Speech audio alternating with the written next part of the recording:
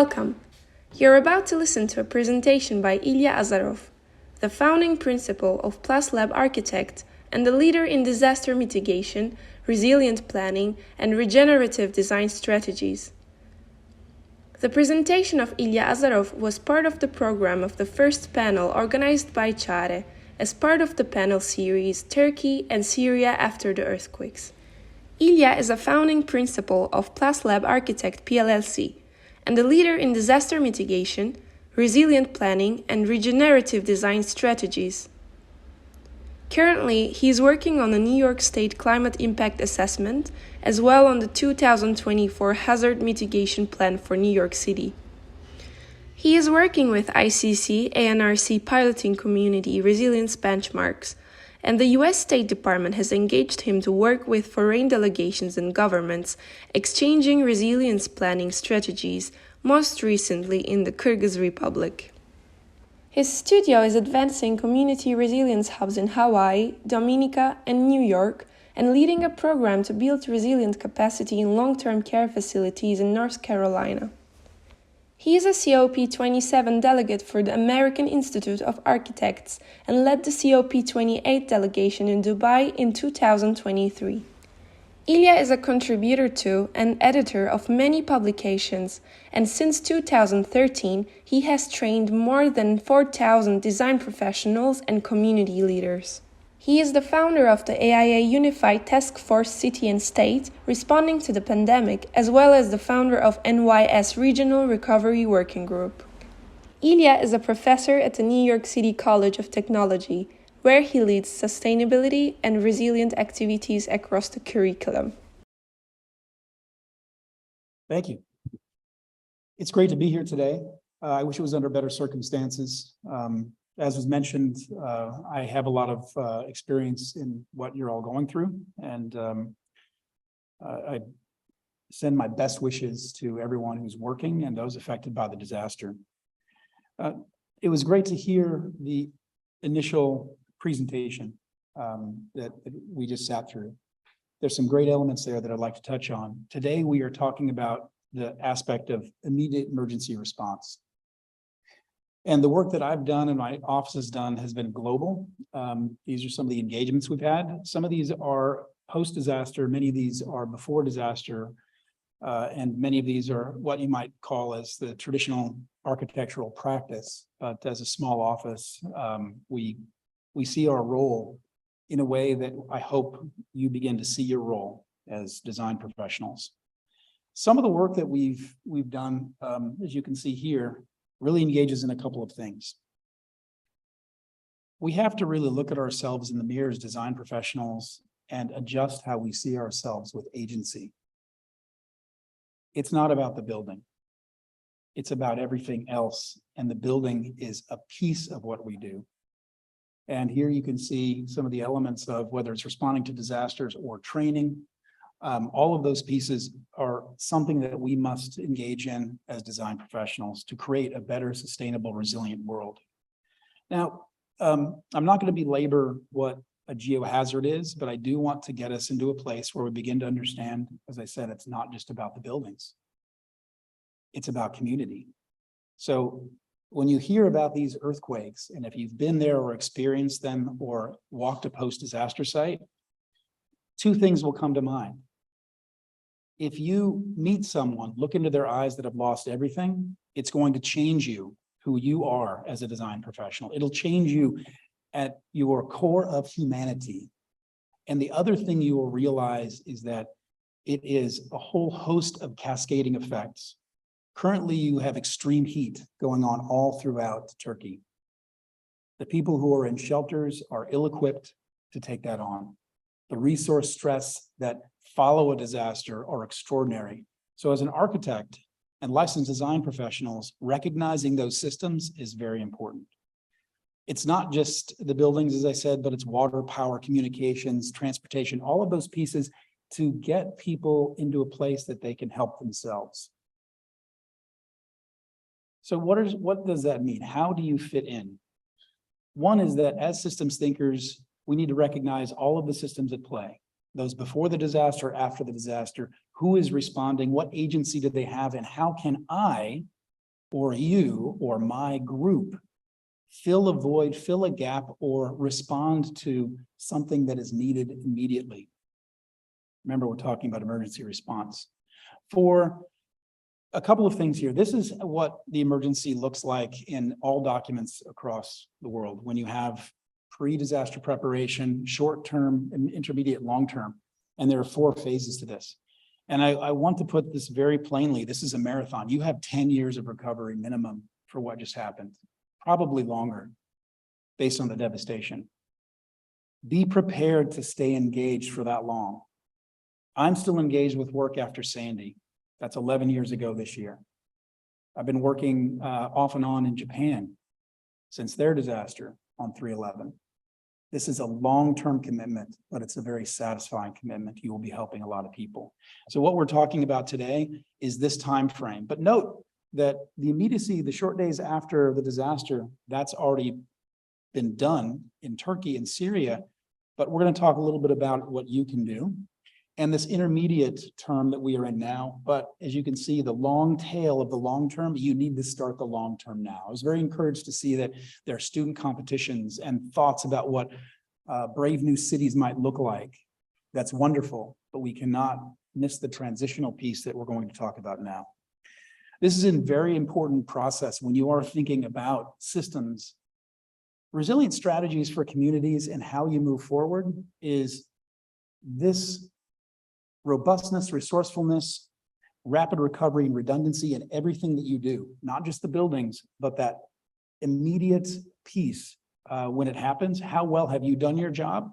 How well have the agencies that oversee construction, that oversee cities and operations, how well prepared they are, and how well they can get back to operations after disaster?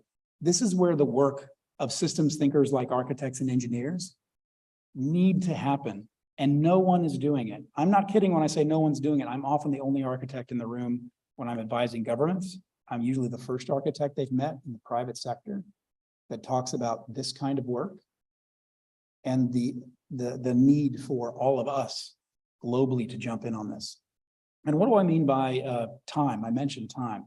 Here's an example from Japan. 2011, 4 years later, that's what recovery looks like in a 4-year time slot in a very wealthy country during its recovery process. So be prepared. This is a long, long process, and do not give up because the payoff in the end is extraordinary.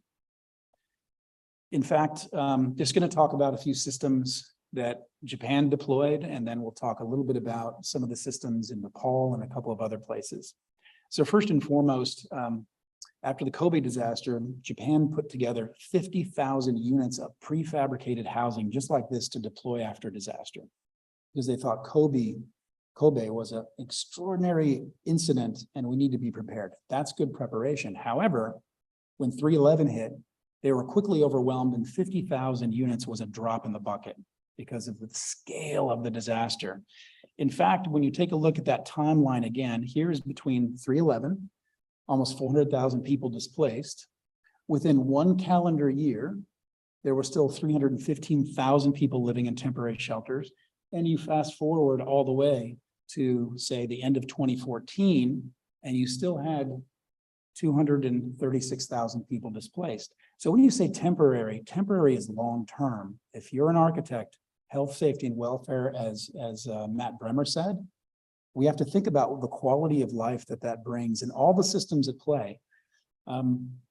So in terms of how you look at emergency response hierarchy, I'm going to give you the US example, but the US example has been accepted all over the world and has been culled out from countries who do this better than us. Yes, countries do this much better than the US. So roles and responsibilities. First thing you want to hear is one incredible statement: all disasters are local. What do I mean by that? In the US jurisdiction and in international relief organizations, when you say all disasters are local, that means you understand that the people in charge of a disaster are the people who are at the site of disaster. It's not someone across the ocean, far away, or at the seat of government. The seat of government typically sends resources to support local efforts when local efforts are overwhelmed. Local means you understand the context, you understand the geography, you understand the people, you understand what has taken place there. Therefore, as you engage in these cities that have been devastated, it is the local context and those people, places, and organizations that have the greatest agency to communicate what is necessary in the weeks, years to come, okay? In terms of policy, adoption, and enforcement, I'm just showing how it kind of works from the national all the way down to the building. And enforcement is an issue all around the world. Most countries have adopted the International Code Council's, the ICC code for earthquakes, for all kinds of disasters. It's the enforcement. It's how it's built, how it's looked at. And there's a lack of funding for code enforcement all around the world. We've found it everywhere. And that's unfortunate. More on this when we come back to it. What we're going to be talking about today a little bit is a couple of examples in both of these categories at scales and systems. But here's the next set of systems that you should consider. These are ubiquitous across the world. This is from FEMA. There are 7 categories that you look at as what creates a resilient, holistic community. So when you're doing your relief efforts and when anyone is responding to a disaster, whether it's in the US jurisdiction or anywhere around the world, you're looking at 7 different things. Safety and security, food, water, and shelter are one category. And I think that's probably what a lot of your discussions have been since the disaster. But health and medical, energy, communications, all of these things are necessary to get to a holistic community, transportation, all of those pieces. So can you as design professionals think about interventions that address any of these categories? You will be having an impact. You also cannot fall into a place that you think that your ideas are insignificant or too small to communicate. Every one of your ideas, trust me, they are hungry for your ideas at every level of government in a post-disaster. As I said, very few architects and engineers are sitting with them. Folks are musing about what does a temporary shelter system look like? What does temporary transportation and communication look like? All of those things. Yet you do that every day on your jobs. How do you implement all of those pieces on your jobs? You understand what that is. So your ideas are so welcome in these circumstances. So don't be shy, don't have fear in that circumstance. The other thing that is out there is when you think about financing of this, the National Institute of Building Sciences, there's a corollary in the international market. And when you look at earthquake, depending on what kind of adaptation you're doing or design, your return on investment is extraordinary. So unfortunately, when builders or governments set aside what they think might cost more money, they are really undercutting the future and the ultimate savings to society in commerce, in property, in health and wellness and life. So there's a great deal of information out there you can use on your advocacy side. But now back to this piece, the immediate response. So here's the categories we're hitting here. So first and foremost, you need to prepare yourselves for immediate response if you want to be involved. Several people in this room attended our SAP training program. So safety assessment program training is something if you as an architect or engineer want to get involved with, you can deploy after a disaster to help evaluate buildings. You're evaluating for the immediate safety buildings to get people back into their buildings that are safe. And make sure that you evaluate buildings that may not be safe to, again, protect life safety. It's a 2-day program. These are offered all across the United States. Federal government offers it to agencies that respond across the globe. Engineers Without Borders is a good example. They deploy all throughout the world, and they use this methodology. One of the great books you can pick up is the ATC 20. It's earthquake guidance. So as a design professional, you can be part of that immediate response in that aspect. However, that's not our true value as architects and designers. It's really in the long term. But I do want to talk about a couple of pieces. Here I'm showing you how NGOs and your partners that you will see in this, you've already started to pull them together, but some of the NGOs out there or VOADs, voluntary organizations after disasters, are people that you'll be running across.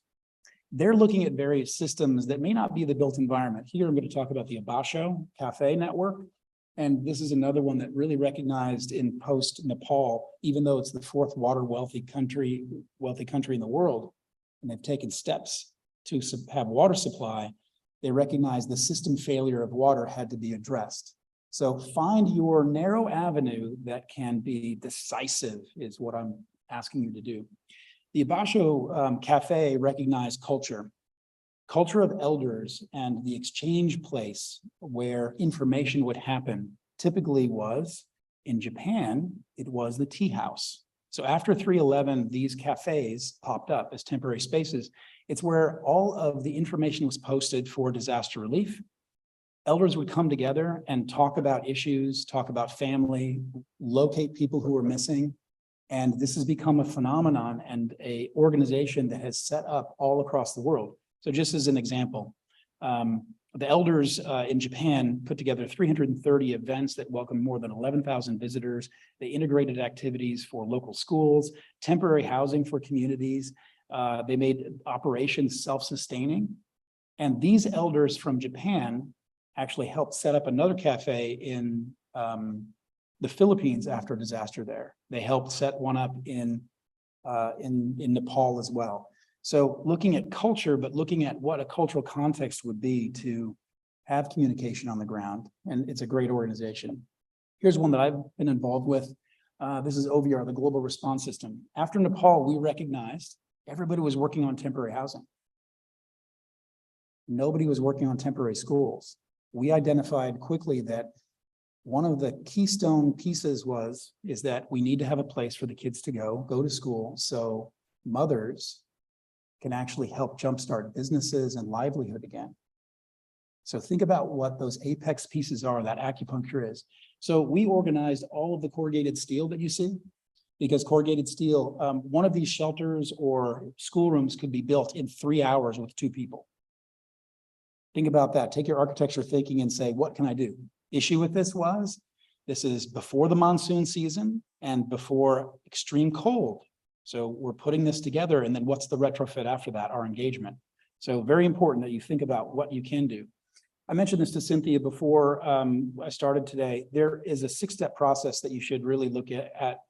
This is under NIST, the National Institute of Science and Testing, and how you really put together and understand engagement at the community level, form teams, and engage in government processes. The first 3 steps here, I'm not going to belabor these in the last 3 steps there, but it really is about the community and understanding what those pieces are. If you use this framework, it helps you unlock international funding for those people on the ground. Really important to understand what that is.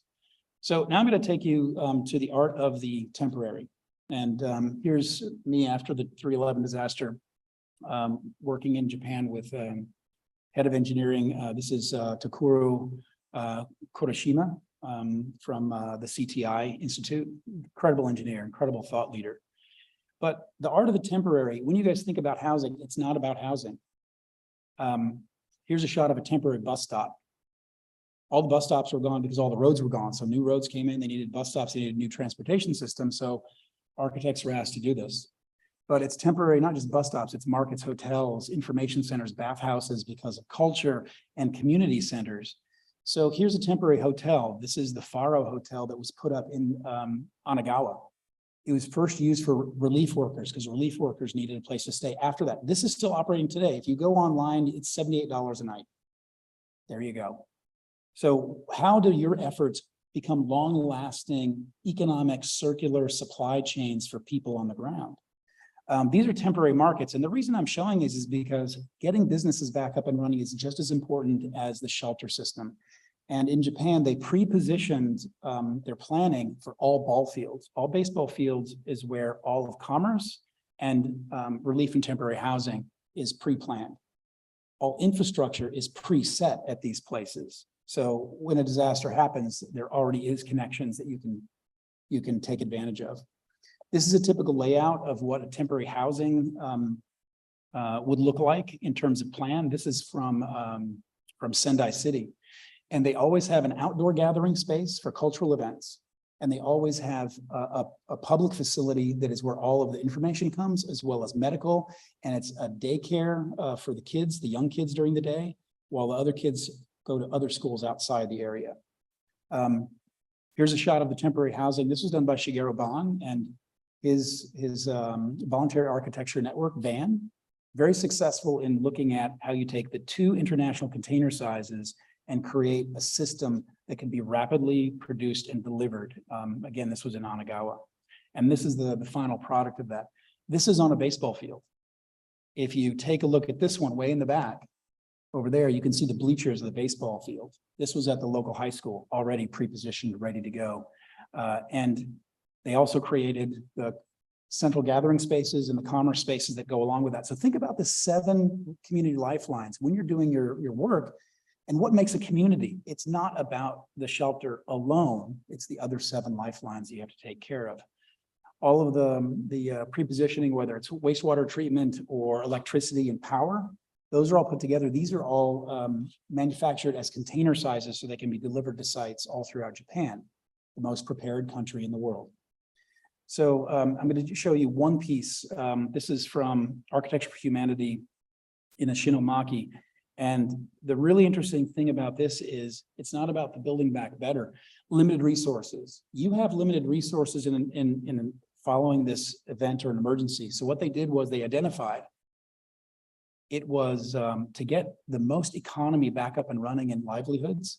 They identified there were 3 manufacturers of fishing nets that would repair fishing nets and manufacture new ones. So what they found was if they got those businesses up and running again, the livelihood of dozens of families would kickstart again.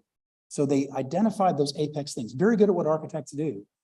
You can identify exactly those pinch points and focus those efforts. And that's exactly what happened. They started economy for many families, got the livelihoods back and going. You see a theme here, whether it's the corrugated steel to do temporary schools in Nepal, or identifying which business needs your focus first is really important. Here's more temporary markets set up. Again, in a ball field, based on culture, architects took it upon themselves to put temporary bathhouses up because the Japanese culture needs bathhouses. And after disaster, none were available. So how do you support culture in this in the Turkish context? And that is something better for you to answer than it is for me. Well, is it something similar to the Abasho Cafe? Is it something similar to these bathhouses? But the other thing that you can quickly do, temporary community planning was set up in most of the medium to large towns. This is where you can come knowing when you're going to get your next set of permanent housing, when you can engage in public commentary period, when you can actually, a place that you can go to talk about the future of your town. Remember, all disasters are local. All of the response should be local. So some place for this to happen in each of these cities would be probably pretty important.